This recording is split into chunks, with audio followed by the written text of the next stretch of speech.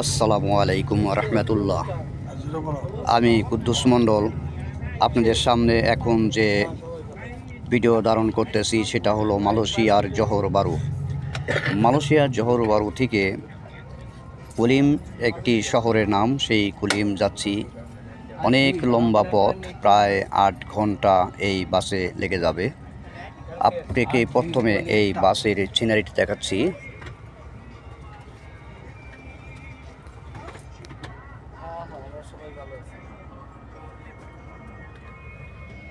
এবার চলে যাচ্ছি আবার বার্সনে, যেখানে এখন অবস্থান করছি। জায়গাটা ফেমাস এবং দেখার মতোই সিনারিগুলো রয়েছে। বাস সামান্য সময় হয়তো এখানে অপেক্ষা করতেছে, অল্প সময়ের মধ্যেই ছেড়ে যাবে বাসটি। তা আপনাদের একটু ধৈর্য সহকারে আমার পুরো ভিডিওটা দেখতে থাকেন। কিভাবে আপনি সিঙ্গাপুর থেকে মালয়েশিয়া প্রবেশ করবেন আমার প্রথম ভিডিওতে দেওয়া আছে। এরপর আমি যখন মালয়েশিয়ার ভিতরে প্রবেশ করলাম, মালয়েশিয়া প্রবেশ করার পরে থেকেই আমি এখন জোহর বারু বাস স্থানে চলে আসছি।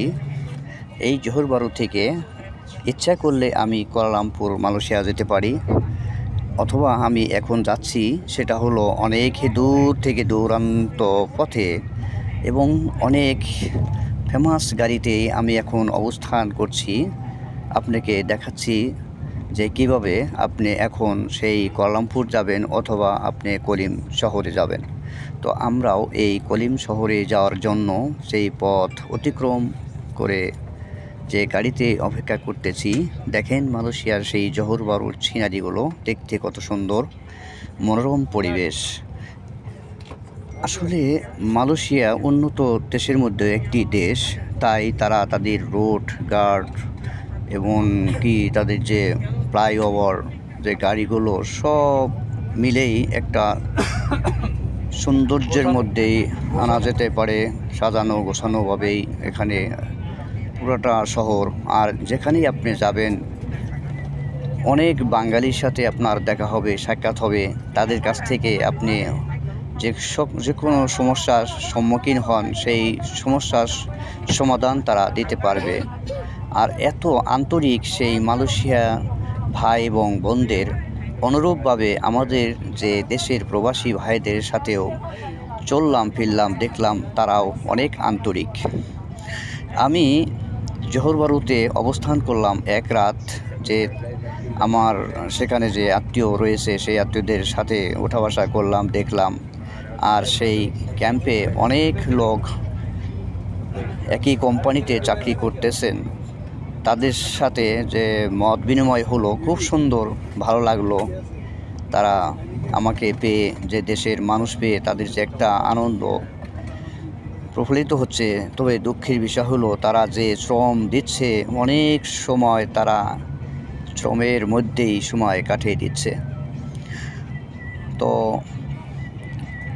এখন এইভাবেই আমাদের জীবনযাত্রা চলতেছে। তাদেরকেও সান্ত্বনা স্বরূপ বলা যেতে পারে, বা বলেছিলাম যে দেখো, অনেক লোক এমনও আছে যে তারা এই বিভিন্ন দেশে যাওয়ার জন্য অনেক চেষ্টা করতেছে।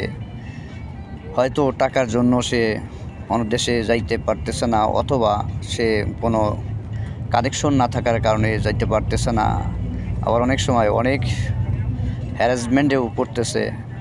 তাদের সাথে এরকম অনেক পরামর্শমূলক কথা বললাম।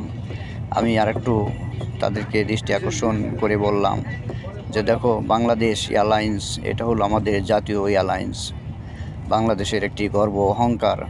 যতই অপরাধ করুক না কেন সেটা তো আমাদেরই। তো যতই অসুন্দর হোক না কেন সেটা তো আমাদেরই। যতই অন্যের মতো সার্ভিস নাও হয় সেটাও তো আমাদেরই। সেই আমাদের মনে করে আমরা সবসময় আমাদের যে এয়ারলাইন্স, আমাদের যেগুলো ব্যবহার করা সেটাই আমরা সবসময় ব্যবহার করতে পারি। তো যাই হোক, ভিডিওটা কেমন লাগলো আপনাদের কাছে? যদি ভালো মনে হয় অবশ্যই সাবস্ক্রাইব করবেন, লাইক দিবেন। আমি সবগুলোই দিচ্ছি না, মাঝে মাঝে সেই ভিডিওগুলো আপলোড করতেছি। পরবর্তী এটা সাজানো গোছানো হবে, তারপর আপলোড দেওয়া হবে। তো ধন্যবাদ আপনাদের সবাইকে, আমার শুভেচ্ছা রইল। আসসালামু আলাইকুম রহমতুল্লাহ।